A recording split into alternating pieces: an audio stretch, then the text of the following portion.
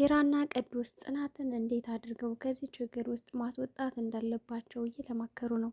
በሌላ በኩል እንግዲህ የናሆም እናት ወደ ቤቴ መሄድ አለብኝ ብላ ትወጣለች። ደረጃ ላይም ጽናትና መሮ ቁመው እያወሩ ነው።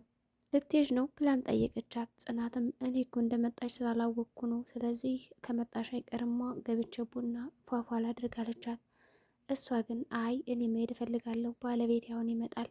የኔ ባል እናቴ እንደ ማንኛውም ሰው ወደ ቤት ሲመጣ ቤቱ ተዝረክርኮና ደከር ብሎ እንዲያገኘው ወይም ደግሞ እንዲያው አልፈልግም። በስነ ስርዓት እንግዲህ ተዘጋጅቼ ነው የምጠብቀው ባሌን ብላ እንግዲህ ጽናትን በአሽሞድ ሰድባት ነው የወጣችው ማለት ነው። ምክንያቱም የቅድስት እናት ደግሞ ልጅን እኮ የምታሰቃያት ጽናት ነች ብላ ብዙ ነገሮችን እንድትጠላት አድርጋታለች። በዛ ላይ ደግሞ ረጅም ትውውቅ ስላላቸው እንግዲህ የናሆም እናት ወገናለች ለቅድስት ማለት ነው። በአሁኑ ጽናት እንግዲህ ብቻዋን ትመስላለች፣ ማንም ከጎኗ የለም ማለት ይቻላል።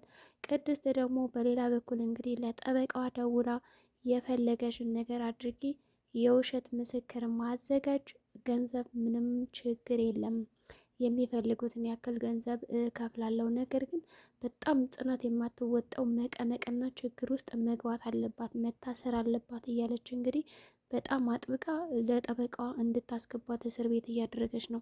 ጽናትም እንግዲህ የናሆም እናት እንደዛ ብላ ተናግራት ስለወጣቸው ወደ ውስጥ ሄደችና ደግሞ ምንድን ነው ሰላማዊ ህይወቴን እንዳልኖርበት የምታረገኝ? ምን ብለሻል ነው እንደዛ እየተከፋችው ብላም ጠየቀቻት። ደግሞ እኔ ምን እላታለሁ? አንቺ እኮ ሲጀመር አሁንም ገረድ ነች ትላታለች። ገረድ ነሽ? እኔ ልጅን ለኪራ ድል ባለ ሰርግ ነው ማጋባው ምድርለት። አንቺ ልዩነትሽ ምንድን ነው? ቀለበት እንኳን አላሰርልሽም። ኪራ ቢወድሽና ቢያፈቅርሽማ እያስር ነበረ፣ እስከዛሬ ትጋቡ ነበር። ነገር ግን አንቺ የቤት ሰራተኛ ስለሆንሽ እስካሁን ድረስ ምንም አይነት የእጅ ቀለበት አልሰጠሽም፣ ለእኔ ምንም አልተለወጥሽም፣ ያቸው ነሽ ብላ እንግዲህ ቅስም የሚሰብን ነገር ለጽናት እየነገረቻት ነበረ። ጽናትም እንግዲህ እንባዋን ዋጥ አድርጋ በእጇ ይዘው ነው ያለችው። ብታለቅስም ደስታዋ ነበር። ነገር ግን በዚህ ሰሞን ብቻዋን እያለቀሰች ትገኛለች። ኪራ ምንም እያየላት አይደለም። ምሩም ምናልሽ ብላ ጠየቀቻት። እንዴ አዎ ገረድ ነች፣ ለእኔ አልተቀየረችም ብላ አሁንም ደገመችው። ጽናት እንደዛ ብላ ስትነግረኝ አላመንኩም ነበር፣ አሁን ግን በአይኔና በጆሮ የተለየው በጣም ተገርም ያለው ተደንቅ ያለው ማለቻት። ሰኑና ክብሮም መጥተው ነበረ። ምን ሁናት ነው ጽናት ብለው እንግዲህ ውጠት ተሰተል ሰኑም ተከታትላት ነበር። ከዛ ቀደም ብላ ግን ለምን በሚለው ጥያቄ ማንነቷን ስላስታወስኳት እንግዲህ ተናዳ ሄደች አለች ወይዘሮ ቅድስትም። ክብሮም ነበረና ግን እኮ አንቺም ልጅሽም ቅስም የሚሰብር ነገር ነው የምትናገሩት፣ ለምን ግን ለንግግራችሁ ልኬት አይኖረውም ብሎ ሲናገራት፣ ቆይ አንተ ደግሞ ምን ቤት ነና ነው የምታሽቀብጠው? እስኪ ልክ እንደ ወንድ ልጅ ሆነ ከሴት ስር አትበል ብለዋለች። ጽናትም እንደተለመደው እንግዲህ ወደ መኝታ ክፍላ ሄዳ እያለቀሰች ነው። ሰኑና ምሩም እንግዲህ ቤት ክፈች እያሏት ነበረ። ጽናት ግን በሩን ዘግታ እያለቀሰች ነው። በሌላ በኩል ቤቲና ሊና መታ እንግዲህ ቁጭ ብላ አንገቷን ደፍታ በተቀመጠችበት ቤቲ ትመጣና መጫወት ትፈልግና ያው እንግዲህ ሽኮኮበኝ አለቻት። ቋንጭ ግን ምንድን ነው ነገርሽ? እንጀራ ነው ወይስ ድንጋይ ነው የምትበይው እንደዚህ የምከብጂው አለቻት። ቤቲ እንግዲህ አሁንም በልታ አርቦኛል ምግብ አምጪልኝ ያለቻት ነው። አይ እንዲህ አሁን በልተሽ አይደል ስትላትም ያለዛማ ለእናቴ እናገራለሁ እያለች እንግዲህ እናቷን እያስፈራራቻት ነው። ሊናም ችግር የለም እኔ ራሴ እሰጥሻለሁ አለቻት።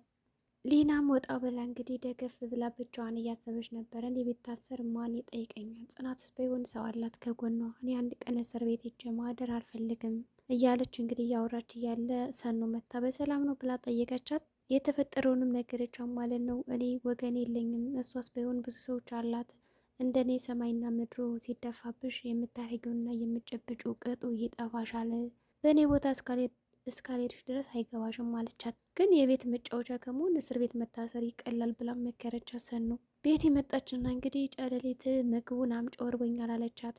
ሊናም እያቆላመጠች እንግዲህ እሺ አመጣልሻለሁ አለች። ሰኑም በጣም እየሳቀች ነበረ። ግን ምንም ቢሆን ደግሞ ከጎንሽ ነን አትፍሪ ብላታለች። በሌላ በኩል እንግዲህ ናሆም እና እናቱ ወደ ቤት ሄዳ እንግዲህ ልጇን አግኝተውም ነበረ። ይኸውልህ ሚስትን ላናግርህ ነበረ፣ ስለ ሚስት ጉዳይ ለማማክርህ የሆነ ነገር አለ አለችው። ሚስት ያልሻት እንዴ ስሟን መጥራት ራሱ ደበረሽ ብሎ ሲጠይቃትም እንግዲህ እነዛ ቤት ውስጥ እኮ ምንም በቃ ሲሆን እንደ አማትነቴ ማክበር ነበረብኝ፣ ነገር ግን ሰው ቤት ወስዳ ምንም አላከበረችኝ፣ እንደዚ አይነት ደግሞ ምራት እንግዲህ አትመጠነኝም፣ በአጭሩ ከኔና ከእሷ ትመርጣለህ ብላም እንግዲህ ሁለት አማራጭ ሰጥተዋለች ለናሆም። ናሆም እንግዲህ ማንን እንደሚመርጥ እንደሚመርጥ ደግሞ እናያለን። መንገድ ላይም እየሸኛት ይገኛል። ምሩም ወደ ቤቷ ተመልሳ ነበር እና ናሁም በግልምጫ ነበር የጠበቃት። የት ነበርሽ የሚል ጥያቄም ጠይቃት። እኔ ደግሞ ወይ ከሰኒ ወይ ከጽናት ውጭ ሊሄድ እችላለሁ ብለዋለች እኮ ከሁለት አንዱ የት ነበርሽ ብሏታል። እሷም ከጽናት ጋር ኪራ ደውሎ አልነገረም እንዴ የተፈጠረውን ብላለች። እሱማ ደውሎ ነበር፣ ነገር ግን ስራ ላይ ስለሆንኩ እኔ አላነሳሁለትም ስልክ በማለትም መለሰ። ቢሆንም እንደ ጓደኛ የማድርገውን ነገር አለ፣ ግን ደግሞ የኔን ትዳር የሚበጠብጥ ነገር ማድረግ የለብሽም፣ እናቴ የተናገረችው እውነቷን ነው ማለት ነው ብሎም ተቆጥቶ እንግዲህ ጥሏት ሄደ። ኪራና ጽናትም እንግዲህ ሊተኙ አስበው በነበረበት እንግዲህ ቀን ሙሉ ስንለምናት ዋልን፣ ግን እሷ ከሱ ላናነሳም ብላለች አለችው። እንደዚህ እያወሩ እያለ እንግዲህ በሩን ገርብደው ነው እንግዲህ የገባችው። ቅድስት እንግዲህ ባና ሚስት ክላስ ነው አትልም፣ ዝም ብላ ዘላዱበት ትላለች። ልጅ ከዚህ መኝታ ክላስ መተኛት አለባት ብላ እንግዲህ ትጠይቃቸዋለች። ጽናትም ትደነግጣለች። ኪራም በጭራሽ አይሆንም ይላል። ልጇንም ጠርታ ከዛ ወገብሽ እየደረቀ ስለሆነ ከዚህ ጋር መተኛት አለብሽ ትላታለች። ኪራም አይሆንም ብሏል። እንግዲህ መኪና አለኝ ከፈለግኩ እኔ መሄድ እችላለሁ፣ ገንዘቤን ይጭነቀው እያለች እንግዲህ በሀብቷ እየተማመነች ነው ያለችው ቅድስት።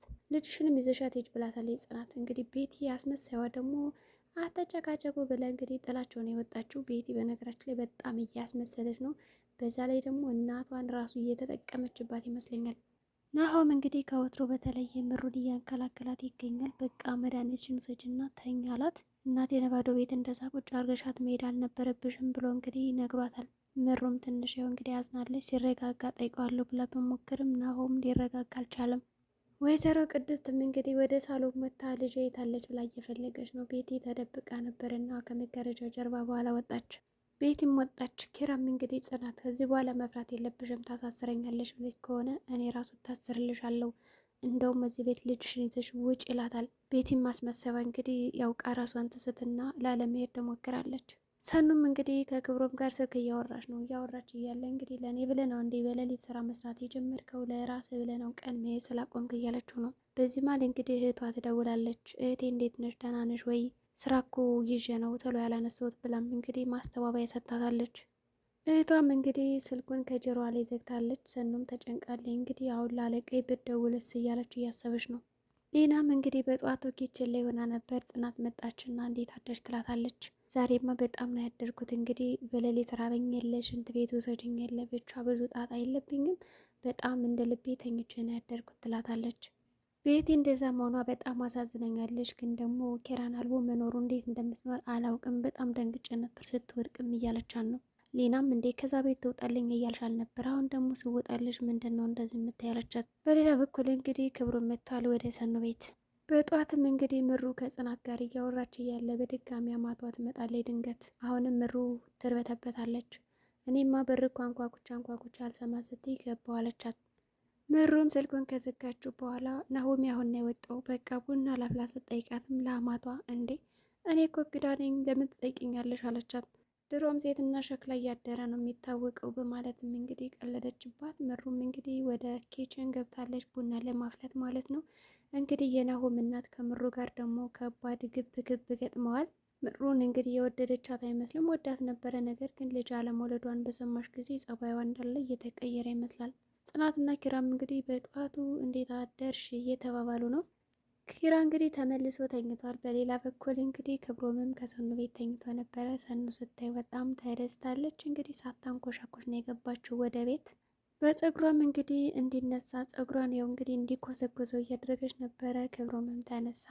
እንዲሁም ከስራ ቦታዋ ምን አይነት ሰዎች እንደገጠሟት አንዳንድ ነገሮችን አውርተዋለች። ያ ቦርጮ ስነሳ ቢሮ ተሰብስበው ሰዎች ምናምን እያለችውም ነበር። ብቻ በጣም ብዙ ነገር አውርተዋለች። እንግዲህ ሰኑ ደስ የሚል የፍቅር ጊዜ እያሳለፈች ነው። እንግዲህ በአሁን ጽናትም ችግር ገጥሟታል። ምሩም እንደዚሁ አሁን የቀረችው ሰኑ ነች። እንግዲህ ሰኑ ፍቅርሽን ጠበቅ አድርጊ፣ እህትሽ ደግሞ ከሰማች ስለ ክብሩም ሌላ ግጭት እንዳይፈጠርብሽ ጠበቅ አድርጊ ማለት ነው። የዛሬው ድራማ እንግዲህ በዚህ ነው የተጠናቀቀው። ሰላም ጤና ይስጥልኝ የቻናል ቤተሰቦች። ለዚህ ቻናል አዲስ ከሆናችሁ እንግዲህ ሰብስክራይብ በማድረግ ተቀላቀሉ። ላለው በቀጣይ ቪዲዮ እስከምንገናኝ መልካም ጊዜ ይሆንላችሁ።